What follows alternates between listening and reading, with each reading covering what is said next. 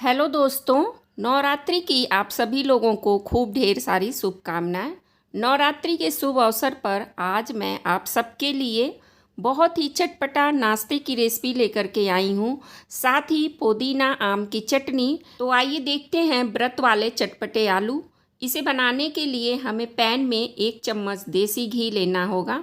हमने यहाँ पर 1 कटोरी मूंगफली लिया है, इसे घी में भून लेते हैं। गैस की फ्लेम को मीडियम रखेंगे। थोड़ी ही देर में मूंगफली के दाने बहुत ही अच्छी तरह से भून जाते हैं। इसे हम एक प्लेट में निकाल लेंगे।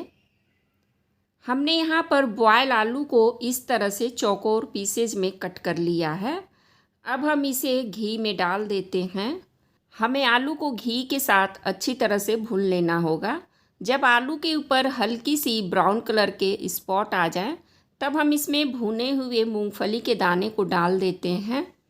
साथ ही इसमें ऐड करेंगे बारीक कटा हुआ हरी मिर्च, बारीक कटा हुआ करी पत्ता, साथ ही बारीक कटा हुआ हरा धनिया डाल देते हैं।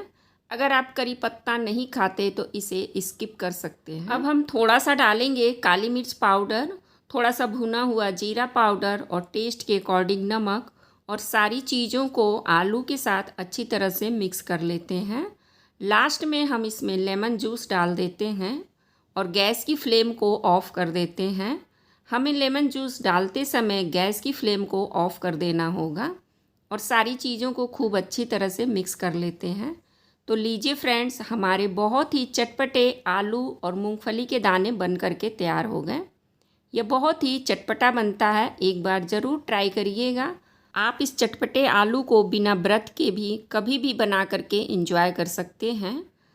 तो आइए अब हम चटनी बना लेते हैं। हमने यहाँ पर आम और पुदीने की चटनी बनाई है।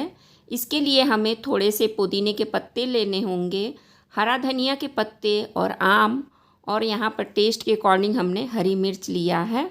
अब हम सारी चीज़ों को मिक्सी के जार में डाल देते हैं।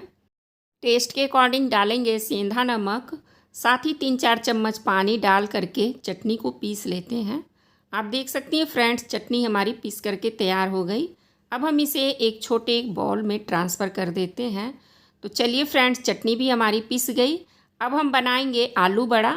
साबूदाना बड़ा बनाने के लिए हमने यहाँ पर साबूदाने को अच्छी तरह से धुल करके 2 से 3 घंटे भिगा दिया था। आप देख सकती हैं साबूदाना बहुत ही अच्छी तरह से भीग गया है।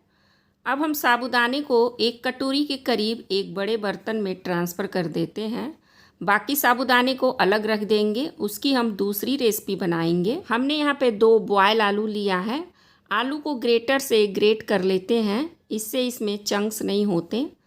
अब हम इसमें ऐड करेंगे बारीक कटा हुआ हरी मिर्च, थोड़ा सा करी पत्ता और बारीक कटा हुआ हरा धनिया। थोड़ा सा डालेंगे भुना हुआ जीरा पाउडर, थोड़ी सी काली मिर्च पाउडर और टेस्ट के अकॉर्डिंग नमक। हमने यहाँ पर 2 चम्मच सिंघाड़े का आटा लिया है। आप व्रत में अगर कोई और आटा खाते हैं तो उसका यूज कर सकती हैं। अब हम सारी चीज़ों को अच्छी तरह से मिक्स कर लेते हैं। फ्रेंड्स, हमने यहाँ पर एक और चीज़ डाली है। 2 चम्मच डालेंगे भुना हुआ मूंगफली का पाउडर। हमने मूंगफली को भून करके उसको मिक्सी के जार में पीस लिया था। मूंगफली का पाउडर डालने से हमारे बड़े बहुत ही क्रिस्पी बनते हैं, तो इसे आप ज़रूर डालिएगा। अब हम सारी चीज़ों को अच्छी तरह से मिक्स कर लेते हैं। हमने हाथ को यहाँ पे धुल लिया है, इससे टिक्की हमारी अच्छी तरह से बन जाएगी।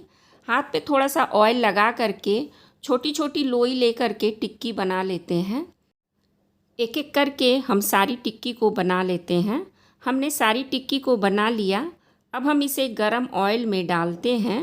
ऑयल हमारा बहुत ही अच्छी तरह से गरम होना चाहिए। गैस की फ्लेम को हम हाई रखेंगे और हाई फ्लेम पे ही इन टिक्कियों को फ्राई कर लेते हैं। आप इसे चाहें तो कम ऑयल में सैलो फ्राई भी कर सकती हैं।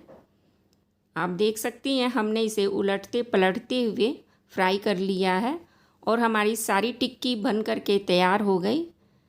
आप देख सकती हैं फ्रेंड्स, टिक्की हमारी बहुत ही क्रिस्पी बनी है।